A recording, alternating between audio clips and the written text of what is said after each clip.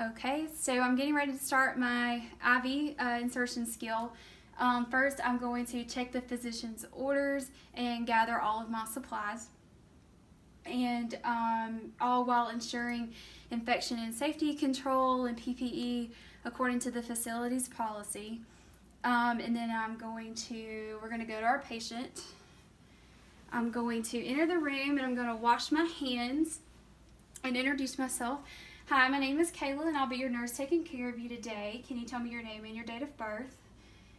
Okay, can I see your wristband to verify? Thank you. Do you have any allergies to latex, tape, betadine, any medications, anything like that? Okay, and are you in any pain currently? All right, well that's good. Okay, well that won't take much of your time today. The doctor ordered for an IV to be inserted, so that's what we're going to be doing. It won't take but about 10 to 15 minutes. Do you have any questions before we get started? All right. If at any point in time you want me to stop, just let me know. So, and I need to thank the patient. And so now we're going to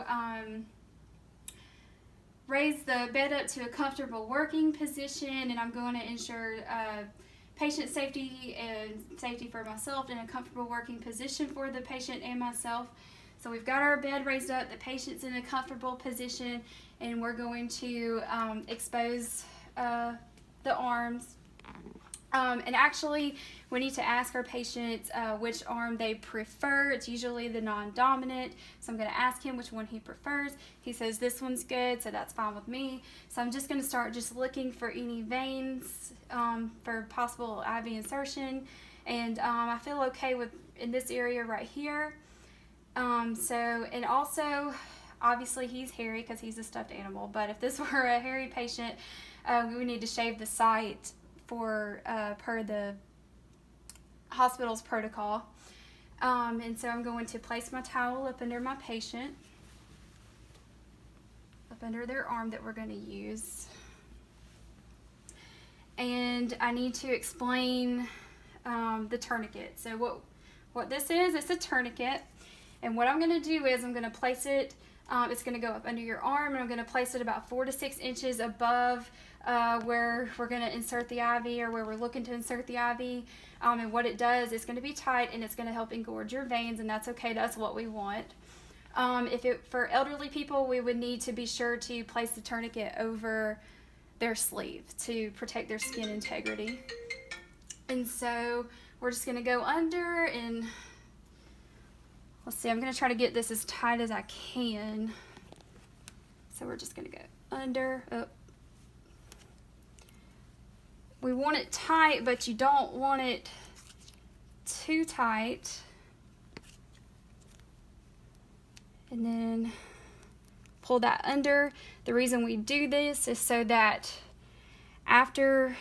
it allows for a quick release. I can just pull that. So now that we've got our tourniquet applied, now I'm going to start looking for any engorged veins. I'm going to just, lightly palpate here, looking for any veins to pop up for them to rebound back. I can also, to help engorge them, I can massage with the venous flow of the heart like this. If they still weren't engorging, we could also ask the patients to pump their fist as well. If none of those techniques worked, we could always remove the tourniquet and apply a warm, moist towel for 10 to 15 minutes as well. Okay, so I found the vein that I want to use. It looks good, it's bounding, it's all that. It's engorged, so we're going with that. So now I'm ready to go set up for my IV insertion. So at this point, I would remove the tourniquet from the patient while I do that. So we're just going to remove it and set that there and leave this here. So now we're going to come over here and we're going to start our setup. So first I would need to choose my IV catheter based on the size of the tubing and the solution that I'm infusing. So that's that right there. I would need to, actually I should have washed my hands before I took that out, but I would need to select the tubing, wash my hands, and now using the aseptic technique, I'm going to open and prepare all of my equipment. So at this point now I would open my tubing. We could go ahead and get all of this out, my 2x2s, my tape, my alcohol wipe, my tegaderm, and I have my catheter insertion right here with the needle as well, and my saline. Almost forgot that.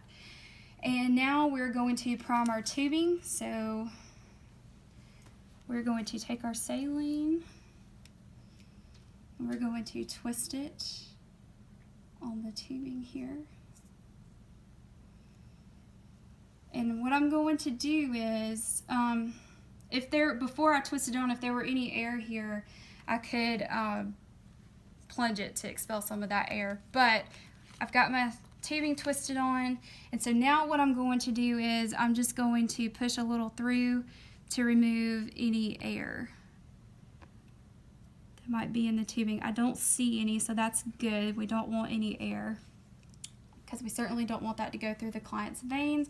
So I've got my tubing primed, and now at this point I would apply gloves. I'm not actually going to put any on, but I would apply gloves at this point. And now we've got our tubing primed, so now we're going to go to our patient to apply the tourniquet back on to insert the IV. So I'm at this point we would come back over here. I'm just going to put the tourniquet back on him, and then we'll go back to my skin over there, my simulated skin over there. So I'm going to put the tourniquet back on. It's tight. Make sure my vein is popping. So we're going to pretend that this is the vein here. And I should have said I would be sure to apply that tourniquet 4 to 6 inches above the insertion site. Now I'm going to take my alcohol pad here, or my alcohol wipe, and I'm just going to start rubbing the site in a circular motion from inward to outward, just like that, to make sure it gets good and clean and it's disinfected. Just like that. This would go in the trash or just set off to the side. And I'm going to allow this alcohol to dry before I insert my needle in, or my catheter in, all while maintaining sterility. And now I'm going to use my non-dominant hand to pull the skin taut, just like that. Not completely dry. I know you don't blow or wave or fan on it, but okay. So we'll just say the skin's dry. I'm going to pull the skin taut, and I'm going to hold. Let's see if I can get it off. Okay. I'm shaking because I'm nervous. I'm going to hold the needle, bevel up. Yes, bevel up at a 15 to 30 degree angle. And I'm just going to warn the patient that they're just going to feel a little stick. And I'm going to insert my needle in. Okay, so they feel that little stick. And now I'm going to look for any flashback. We would look right in here for a flashback. If we see flashback, that's a really good sign. It means that we're in the vein. Okay, so now I've got my skin still pulled taut. I'm going to hold the needle steady. I did say we would advance the catheter about 1 centimeter further once we got that flashback. But okay, so now I'm just going to advance it a little bit further, and now I'm going to advance the catheter into the vein, just like that. Okay, while holding it steady. I should have lowered it a little lower, parallel to the patient's arm. And I'm going to assess for hematoma. If that were to occur, we would need to release the tourniquet, remove the catheter, and apply pressure to the site. And now we would go, I need to go release my patient's tourniquet, so I'm actually going to leave that right there. And we're going to go over here, and I'm going to release the tourniquet from the patient. Okay, now let's come back over here to our vein, release the tourniquet, and now I'm going to put pressure on the vein proximal to the catheter where I have it inserted, to eliminate any or reduce any blood oozing or coming out from the tube there. I'm going to stabilize the hub, and I'm going to pull the needle out, and I'm going to advance the safety lock on it, and then this would get exposed into the sharps container if I had one, but I'm just going to set that right there for right now.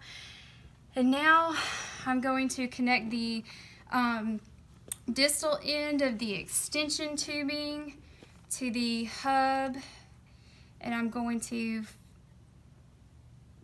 let's see if I can get this off.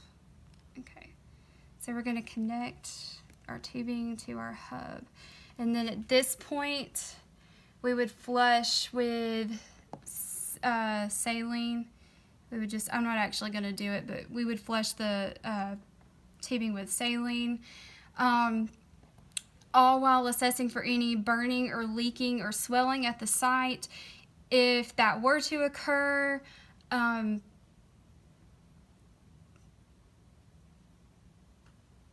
we could, if the burning or swelling were to occur, we would need to remove this and start over at another site, actually. Okay, have my thoughts confused. Okay, so now I've got this in. I'm going to, okay, I can release that. I can disconnect my tubing here, and I'm actually need to clip the tubing here. Okay, so now we are going to apply cover our site with Tegaderm. Let's see, I don't know how well this is going to work on the skin here. Wait, what am I doing? Okay, we pull this,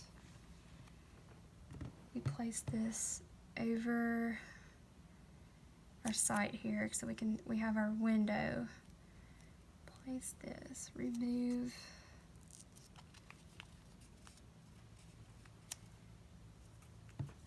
Let's see. Yeah.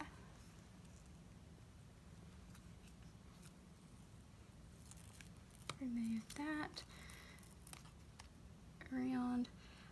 If the site isn't clean, actually I should have said this before, if the site wasn't clean, I could have wiped it with these 2x2s, but it was clean. So we've applied our Tegaderm, and now we're going to, we would label the dressing with date, time of insertion, the catheter size used, and my initials. And then we've got some excess tubing. We take this tubing that we have here, and we would take it and we would loop it like this, and then we would take our tape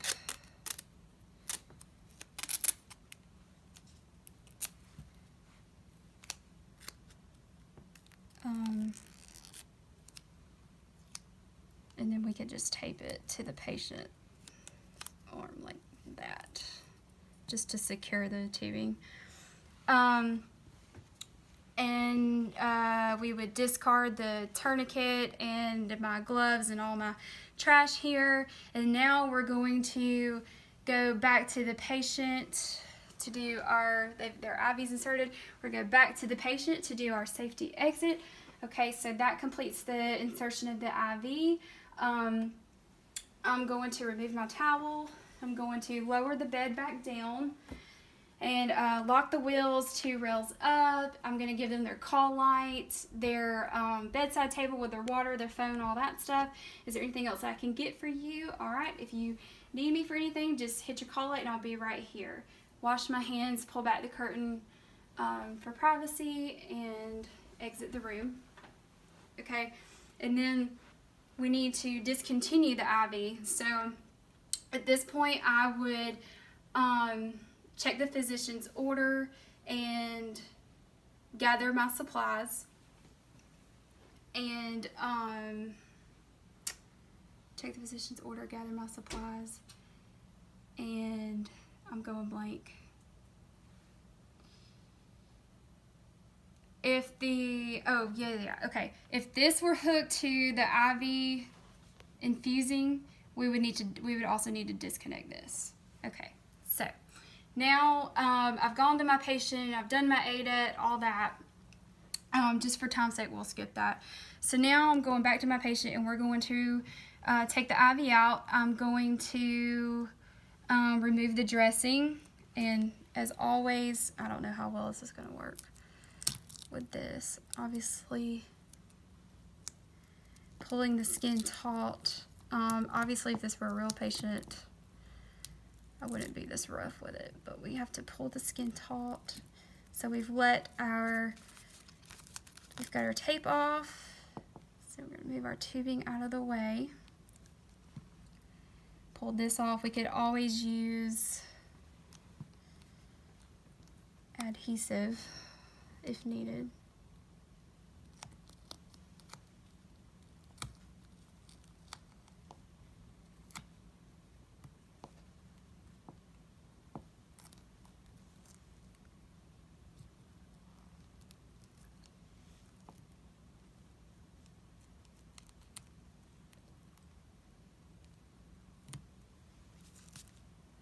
Okay, and now we're going to remove our catheter. Just gonna pull this out gently,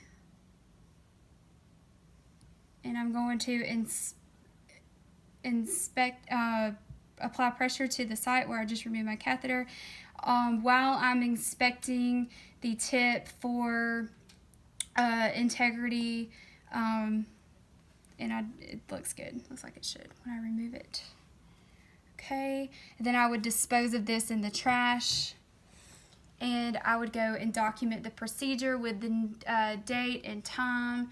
I need to include my initials, site location, the time and type and size of the catheter, the number of attempts that it took me, the dressing that I used, teaching, and let's see, I feel like I'm forgetting one. And the patient's response to the procedure. Okay. And that completes the IV skill. I know it wasn't perfect, but I tried my best.